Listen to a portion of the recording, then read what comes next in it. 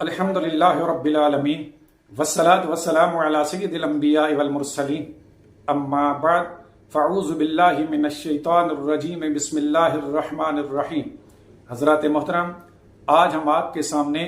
جوئے کے حلال ہونے کے حوالے سے ایک تعارض کی تطبیق قائم کریں گے۔ چنانچہ حدیث پاک کا مفہوم ہے، حضور نبی کریم صلی اللہ علیہ وآلہ وسلم نے ارشاد فرمایا کہ تین چیزوں پر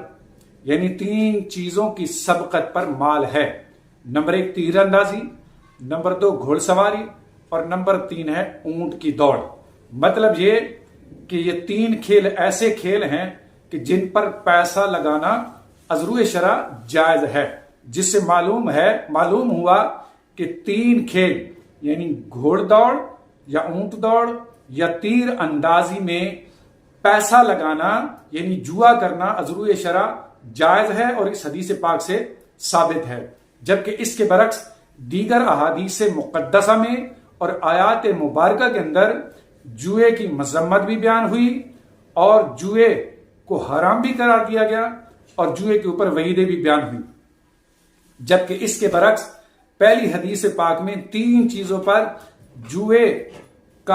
جوا کرنا یعنی مال لگانا ضرور شرع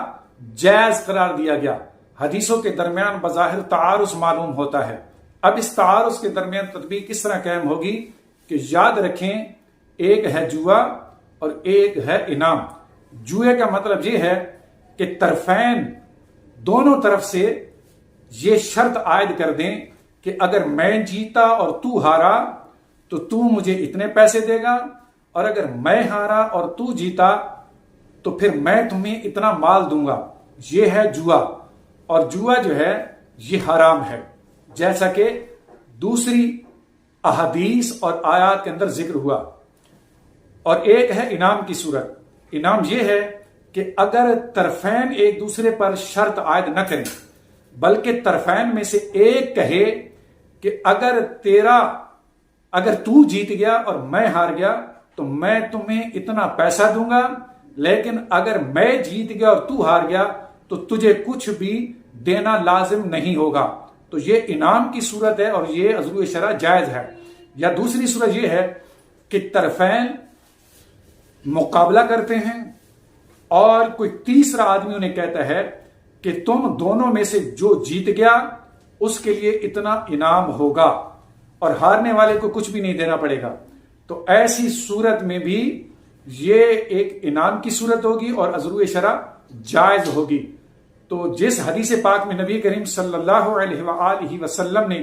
تین چیزوں پر مال لگانے کی اجازت عطا فرمائی، وہ جوئے کی صورت نہیں بلکہ انعام کی صورت ہے، اور یہ انعام کی صورت ازروع شرع جائز ہے۔ اور جن حدیثوں میں جوئے کی مذمت بیان ہوئی اس میں جوئے کی وہ صورت ہے کہ جس میں طرفین ایک دوسرے پر شرط عائد کر دیں۔ اب اگر اس تطبیق کو تسلیم کر لیا جائے تو احادیث کے درمیان تعارض بھی ختم ہو جائے گا اور اس حل کے بعد اختلاف بھی ختم ہو جائے گا۔